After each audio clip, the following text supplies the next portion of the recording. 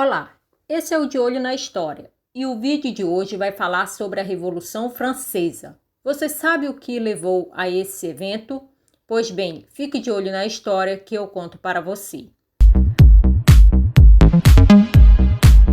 A Revolução Francesa foi o período revolucionário entre 1789 e 1799 de intensas agitações políticas e sociais, que marcou o fim do absolutismo monárquico na França e a implantação da República. Ainda contribuiu para a ascensão da burguesia ao poder. A França pré-revolucionária. No final do século XVIII, o antigo regime apresentava sinais de desgaste. O poder estava centralizado nas mãos do rei Luís XVI, que controlava a política e a economia do país. A sociedade estava dividida em 3 estados. A pirâmide social francesa estava da seguinte forma: o primeiro estado era composto pelo clero, o segundo estado formado pela nobreza e o terceiro estado formado por burgueses, artesãos e trabalhadores rurais e urbanos, que somavam a maior parte da população. Assim, os membros do clero e da nobreza tinham uma série de privilégios, como não pagar impostos, recebiam pensões do rei e viviam com muito luxo. Já os membros do terceiro estado não tinham privilégios e eram obrigados a pagar pesados impostos e taxas ao rei, à nobreza e à igreja. Insatisfeito com o governo de Luís XVI, os burgueses e demais membros do terceiro estado se mobilizaram e passaram a exigir mudanças na organização política, social e econômica do estado, o que vai desencadear na Revolução Francesa. A Revolução Francesa é considerada pelos historiadores como uma das principais revoluções burguesas da Europa. Cerca de 150 anos antes do movimento revolucionário na França, aconteceram na Inglaterra alguns eventos conduzidos pela burguesia que vão ser de suma importância para o que vai culminar na Revolução Francesa. A Revolução Puritana foi uma guerra civil, quando o exército do rei Carlos I entrou em confronto com o exército do parlamento inglês, terminando somente em 1649 com a derrota do monarca, o que vai simbolizar o fim do absolutismo em território inglês.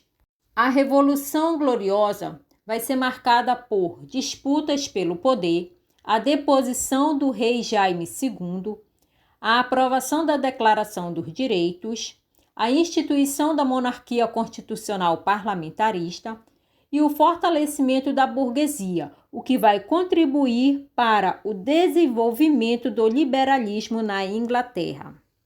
Início da Revolução Francesa.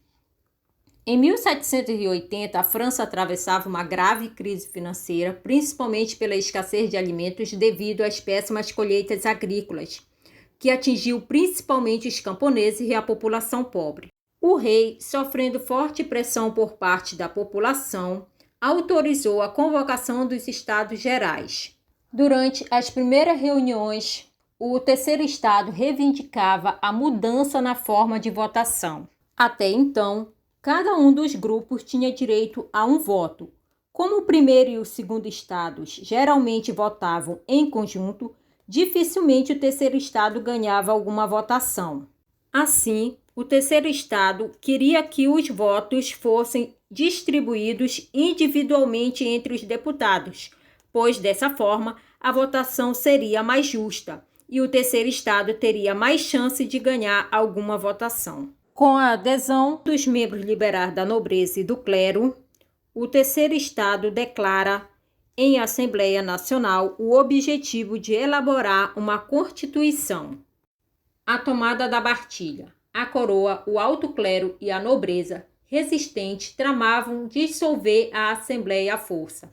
Em 14 de julho de 1789, a multidão saqueou um depósito de armas do governo, com cerca de 30.000 fuzis e dezenas de canhões.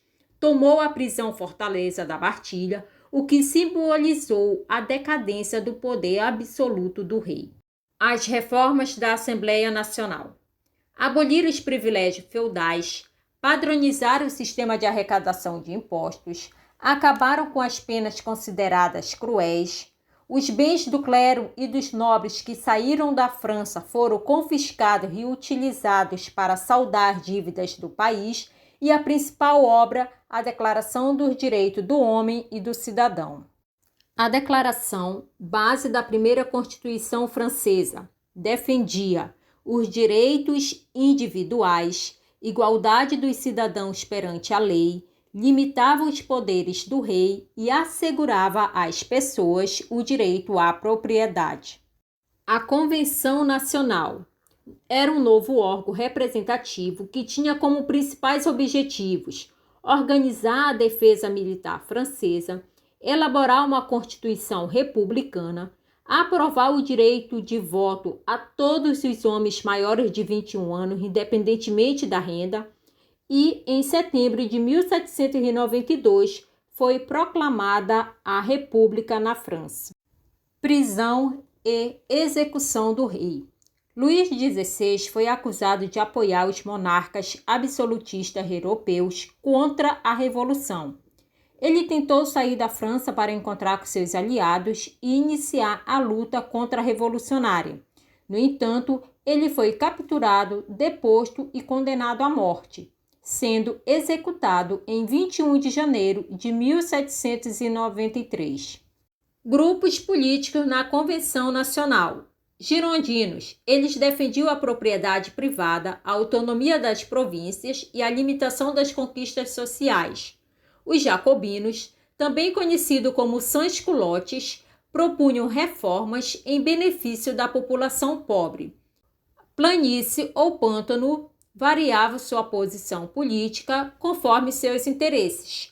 Ora apoiavam os girondinos, ora apoiavam os jacobinos.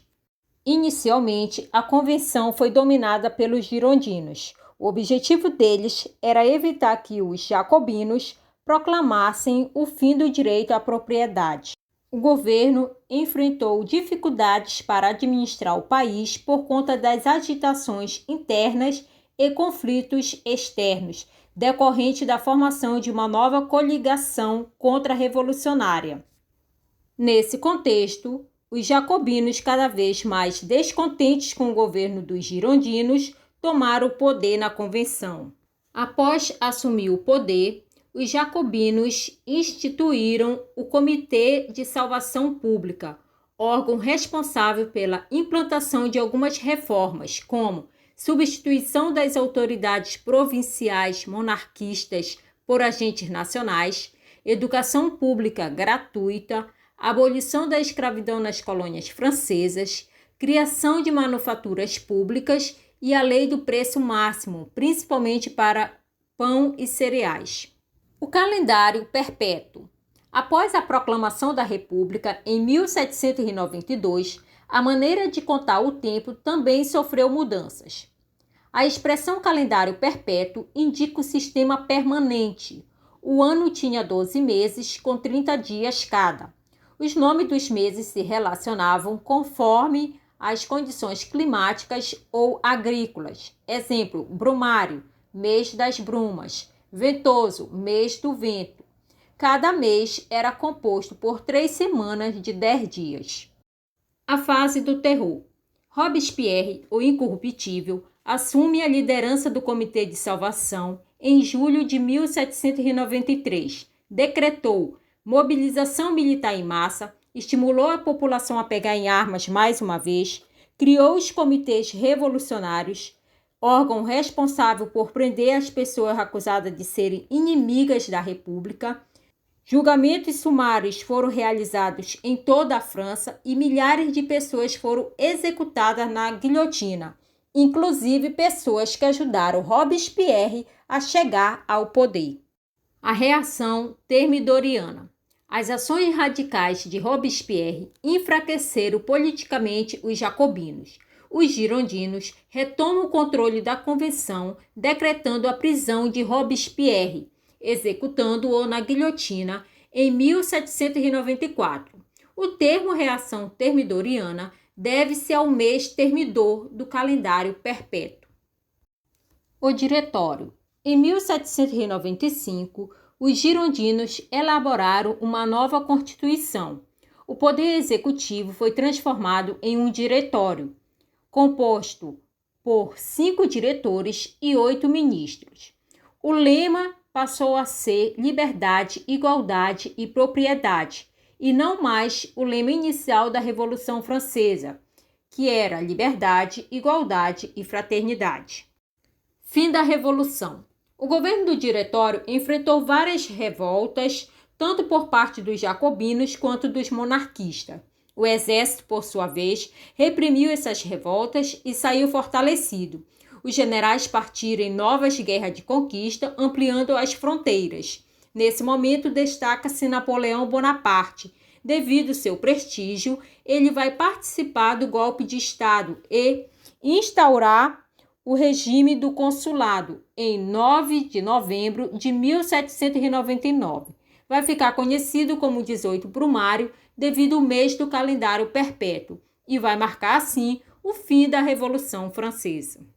Nossas referências. Se você gostou, se inscreva no canal, compartilhe com seus amigos. Obrigada e até o próximo vídeo.